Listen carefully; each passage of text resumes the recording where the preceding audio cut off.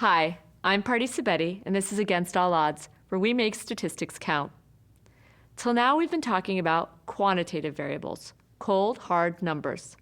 But statistics can also help us analyze relationships between categorical variables, things like gender, race, occupation, or as we'll see, happiness.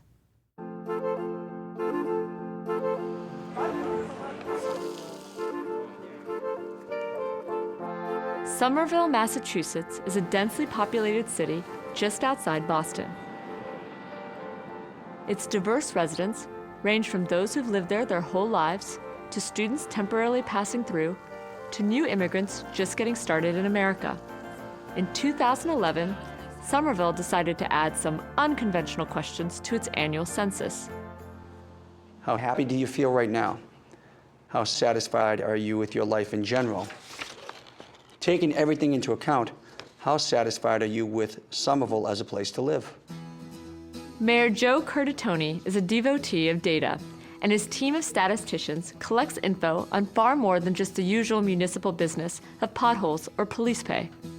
There's no data set that's not important, and you cannot be too redundant in the types of data set. Hence, we collect happiness survey. We'll collect any form of data that is available. We'll mine anything that is out there to confirm our approach, our findings, our policies, and we'll ask probative questions of what we're finding. Sent to every household, it asked residents how happy they were and how they rated their city and neighborhood on a scale from 1 to 10. So what does this have to do with deciding how to run a city government? Well, I don't know of anyone who's going to move to Somerville just because we have a higher bond rating or a balanced budget. I mean, can I live here? Is it a great place to raise my family? Am I happy to be here when I come home despite all that's going on in the world today? Do I say, man, it's really good to be in Somerville? Absolutely, that has to be part of our thinking if you really want to lead a city. And what we found is that people were pretty happy, pretty darn happy. So the average happiness score was a 7.5. The average life satisfaction was a 7.7. And that's true in most surveys. People are a little more optimistic about their life than their momentary happiness. The idea is to find out what things correlated most closely with happiness, and think about what Somerville could do that would raise satisfaction with the city, and hopefully in turn, raise happiness levels. Are you really happier because you're next to a transit node? Are you happier because you live closer to a park? Is your neighborhood statistically significantly happier because you got zero sort recycling before everyone else? I mean, those are the type of things we want to ask ourselves to help guide our decision making as we move forward. One way to analyze all the data that rolls into the Somerstat office is by creating a two-way table. We can look at two categorical variables and see how they relate. Let's choose residents' happiness and how they rated the beauty of the city's physical setting. We can boil down the residents' numerical ratings into 3 categories, allowing us to create a 3x3 table. They could be unhappy, so-so, or happy, and they could think that Somerville's physical setting was bad, okay, or good. Happiness is our row variable, and physical beauty is our column variable. The next step in figuring out what the two-way table can tell us about our data is to look at the distribution of each variable separately. The total column on the right gives us the total count for each of the rows. That is, how many people are in each category of happiness. The total row along the bottom lists how many people rated Somerville's physical setting in each category. So for instance, the total amount of residents who rated the city's beauty okay was 2,521, and the total amount of residents who were happy was 3,373. These totals are often called marginal distributions because they're out on the margins of the two-way table. Percentages are a great way to glean more info from a two-way table.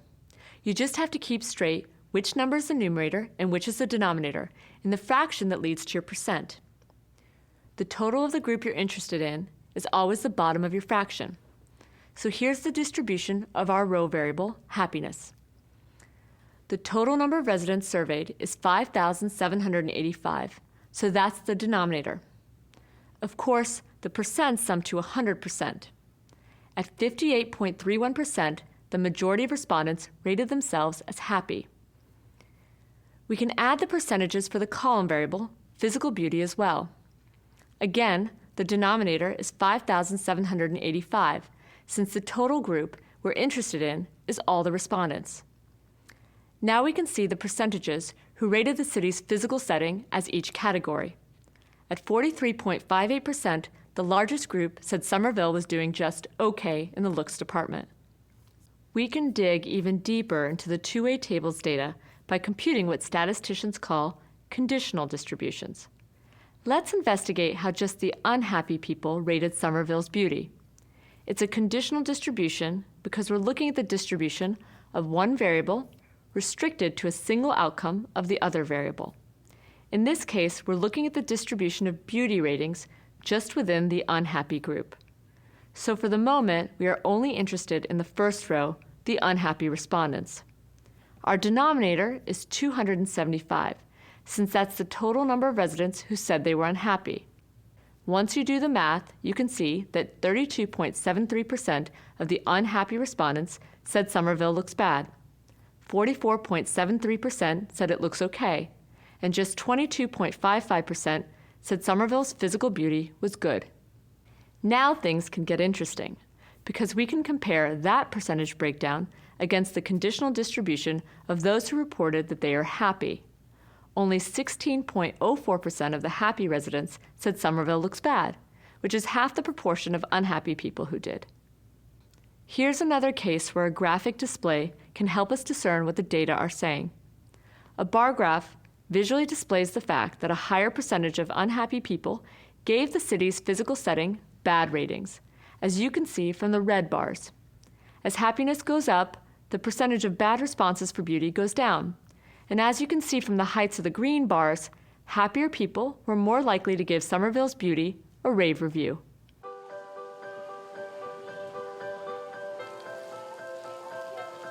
Does that mean that people who are happier just have a rosier perspective? You know, they're more optimistic and they see beauty where sad people don't? Or is it that having a nice neighborhood, you know, being in a city that is really beautiful does impact your happiness? And I think, you know, if I have to say, I would imagine that it's a little bit of both. As we know, correlation isn't necessarily causation. But now that Somerville has identified a link between residents' happiness levels and their thoughts on the city's physical beauty, officials want to dig deeper in the next survey to find out which attributes are related to higher grades for aesthetics. So we could even ask questions like, do you like having trees in your front yard? How would you rate the park space near your house? How would you rate the beauty of your street? And then when you throw it on a map, you could start to tell the differences. Oh, well, people in this neighborhood on this street rated the beauty or physical setting of their street high, and this street not so much. Well, what's the differences? Is it street trees? Is it, you know, having a narrow sidewalk? You know, it's these kind of questions that matter for urban design, and when we're planning new neighborhoods, could really help inform what we're thinking as far as the urban design and feel of the city. That's the kind of data that can inform the city's decisions on where to devote resources. Then, when future happiness surveys are shipped out, city leaders can again dip into the data to see whether their efforts have paid off. For Against All Odds, I'm Pardeep Sabeti. See you next time.